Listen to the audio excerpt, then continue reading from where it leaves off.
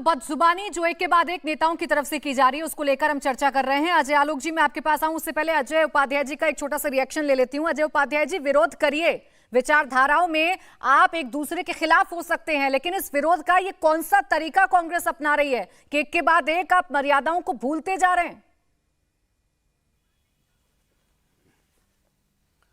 प्राची जी, Congress party पूरी तरह से मर्यादा को समझती है, मूल्यों को समझती है, राजनीतिक संस्कृति को समझती है और राजनीतिक विमर्श को भी समझती है। जिस तरह की भाषा और जिस तरह की बात आज पूरे परिवेश में आया है, जो सांस्कृतिक ह्रास हो रहा है भाषा का, वो आपने सबने देखा है। प्रधानमंत्री जी स्वयं इस भाषा का प्रयोग करते रहे हैं बार बार। किसी भी विरोधी दल के सबसे पुराने पार्टी के लिए कोई कहे पापी है, कोई कहे दीमक है, कोई बार बार कहे राष्ट्रद्रोही कह रहे हैं साहब वो सही है या गलत है, समर्थक है, कोई कहे चाइनीज दूसरे की नैतिकता आप तब याद दिलाएंगे ना जब आप खुद नैतिकता के रास्ते पर चल रहे हैं। तो नहीं पहले तो मैं आपने जो कहा उसी का मैं उत्तर दे रहा हूं कि भाषा का मर्यादा तो प्रधानमंत्री जी को सेट करना है। जहां तक बात कल की बात कोई भाषा पे आपको आपत्ति है, कांग्रेस की कोई भाजपा के लोगों को आपत्ति है। ये मुर्गी फार्म बना के हर महीने 2 लाख कमाते हैं। हर दिन इसमें सिर्फ 4 घंटे एक्स्ट्रा देते हैं। आपको भी ये सीखना है तो फ्रीडम ऐप को अभी डाउनलोड कीजिए। सब कुछ जिम्मेदारी प्रधानमंत्री नरेंद्र मोदी की है। खड़गे जी ने क्या कहा है? खड़गे जी आप ने ये क्या बात एक्सेप्ट कर रहे हैं कि कांग्रेस की कोई रिस्पॉन्सिबिलिटी नहीं है? क्या कहा है सुनिए ना प्राची जी, पूरी रिस्पॉन्सिबिलिटी है और इसीलिए मैं पूरी जिम्मेवारी के साथ आपके सामने कर रहा हूं। खड़गे जी ने क्या कहा? जब भारत जोड़ो यात्रा जो देश में नफरत और डर मिटाने का काम हम कर रहे हैं, जिस तरह लाखों लोग उसमें चल रहे हैं जिनकी भावना जुड़ी हुई है, उसको भारत तोड़ो यात्रा और गलत तरीके से बार बार आप उसको प्रसारित कर रहे हैं। भारत तोड़ो मुझे नहीं लगता भारत तोड़ो यात्रा राजनीतिक एजेंडा अगर भारतीय जनता पार्टी चला रही है तो क्या आप उसकी कंपैरिजन कुत्ते से कर देंगे क्या? अरे अजय जी, कम से कम देख तो लीजिए आप क्या बात कर रहे हैं। सुनिए ना प्राची जी, सुन लीजिए 10 सेकंड पूरा वाक कर लेने दीजिए, फिर आपको जितना कहना हो बोलिएगा। मैं पूरा सिर्फ वाक पूरा कर लेने दीजिए। जब इस तरह की बात है, जिस परिवार के 2-2 सदस्य कुर्बानी दिया देश पर, उनके वो जो राहुल गांधी जी उसको लेकर के चल रहे हैं देश जोड़ने के लिए, आप उन पर प्रहार तो कर ही रहे हैं लेकिन उस कुर्बानी को भी भूल जा रहे हैं और बार बार उनको राष्ट्रद्रोही कह रहे हैं। आज उपाध्याय जी, मैं बीच में इसलिए रोकूंगी, कौन भूल गया कुर्बानी? नहीं राष्ट्रद्रोही तो किसने भूला? कौन भूला? पूरा देश देख रहा है, कौन पूरा देश देख रहा है। रोज मेरे साथ जितने भी पैनल में लोग हैं, मुझे लगता है सबको याद है, मुझे भी याद है और देश को भी याद है।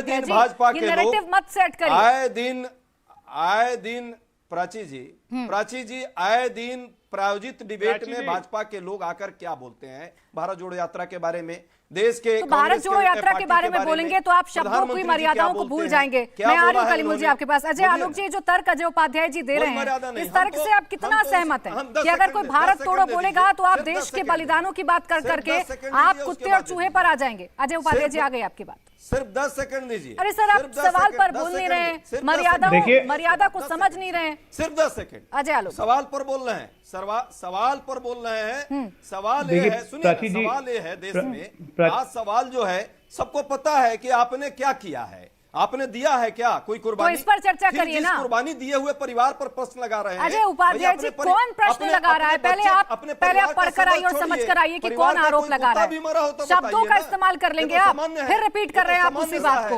आप फिर रिपीट कर रहे हैं। बलिदान का कंपैरिजन कहां पर कर रहे हैं, सोच समझ लीजिए। मैं तो कह रहा हूं कि परिवार बलिदान तो देश के। अरे रुक जाइए एक सेकंड अजय उपाध्याय जी, अब रुक जाइए, आपको सही बातों पर बोलना है नहीं तो अपना छोड़िए। अजय आलोक जी कंप्लीट करिए, मैं आ रही हूं जफर जी, एक सेकंड आपके पास। अजय आलोक नहीं दिया बलिदानी में, प्रश्न किस पर कर रहे हैं? एक मिनट, अजय जी सुन लीजिए जरा। बार बार आप कह रहे हैं कुर्बानी दी। अरे इंदिरा गांधी जी की हत्या हुई, राजीव गांधी जी की हत्या हुई, हत्या को आप लोग कुर्बानी कहते हैं। हत्या किन कारणों से हुई ये भी देश को पता है। भिंडरवाले को किसने खड़ा किया, पंजाब में ब्लू स्टार ऑपरेशन किसने किया, उसके कारण सिखों ने मार दिया, लेकिन उसके बदले में 4000 सिखों का नरसंहार कर दिया दिल्ली में आपकी कांग्रेस पार्टी में। उसकी कुर्बानी कौन देगा? राजीव गांधी जी ने इंडियन पीस कीपिंग फोर्स भेजी श्रीलंका में, प्रभाकरन ने उनका कत्ल करवा दिया। आप लोग तो ऐसे हैं कि राजीव गांधी के हत्यारों को आपने छोड़ दिया, आप कहते हैं कि कुर्बानी दी। अपने नेताओं की इज्जत नहीं करते हैं आप कहते हैं कुर्बानी दी। कौन सी कुर्बानी हो गई भाई? हत्या हुई उनकी, देश के सिटिंग प्राइम मिनिस्टर की हत्या हुई, देश के लिए ये शर्म की बात थी। अब पूरा देश मरमाहत था और उसको आप कुर्बानी कहते हैं। एक मिनट सुन लीजिए, अब यहाँ करीमुद्दीन जी, एक मिनट, शर्म की बात है देश के लिए, ये देश के लिए शर्म की बात थी। क्या बात ये कर देश रहे के हैं शर्म अजय की जी? बात थी। आपके लिए शर्म की अरे बात ये नहीं है, देश के लेकिन लिए शर्म की बात थी, आप मैंने जैसे सुना। विद्वान आप बुद्धिजीवी मैंने के आपने लिए अब तक शर्म सुना की नहीं है, बात सुनिए पहले। शर्म कीजिए। अरे शर्म भैया 1 मिनट सुनिए ना, बीच में बोलिएगा तो सुनिएगा कैसे? बीच में बोलिएगा तो सुनिएगा नहीं ना। मैंने यही बोला कि उनकी हत्या हुई है, ये देश के लिए शर्म की बात थी। पूरा देश मर्माहत था, लेकिन उसके बदले में 4000 सिखों का नरसंहार कांग्रेस पार्टी ने किया। उसके लिए कब मर्माहत होइएगा? उसके लिए तो कभी नहीं हुए। अब दूसरा शांतिपूर्वक सुनिए, इसलिए कुर्बानी का ये चैप्टर क्लोज फिर कीजिए। इसका जवाब आपको देना पड़ेगा। कलीमुद्दीन जी ने कहा, नहीं, नहीं, फिर कलीमुद्दीन जी ने कहा, एक मिनट इंटरप्ट मत करिए। ये मुर्गी फार्म बना के हर महीने 2 लाख कमाते हैं। हर दिन इसमें सिर्फ 4 घंटे एक्स्ट्रा देते हैं। आपको भी ये सीखना है तो फ्रीडम ऐप को अभी डाउनलोड कीजिए। ये तरीका बहुत पुराना हो गया है। आप मुद्दे से मत भटकाइए। बोलिए। रुक जाइए, 2 सेकंड के लिए रुक जाइए, मैं आपके पास आ रही हूँ। बाकी मेहमान भी इंतजार कर रहे हैं अपनी बारी का। आप इंतजार करना सीखिए अजय जी। मैं कभी कहूंगा ये बात। अजय आलोक जी कंप्लीट करिए जल्दी से।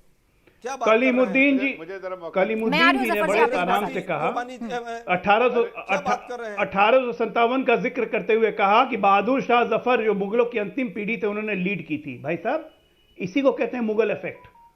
बहादुर शाह जफर का नाम याद रहा, लक्ष्मीबाई का नाम भूल गए, मंगल पांडे का नाम भूल गए, नायर साहब का नाम भूल गए।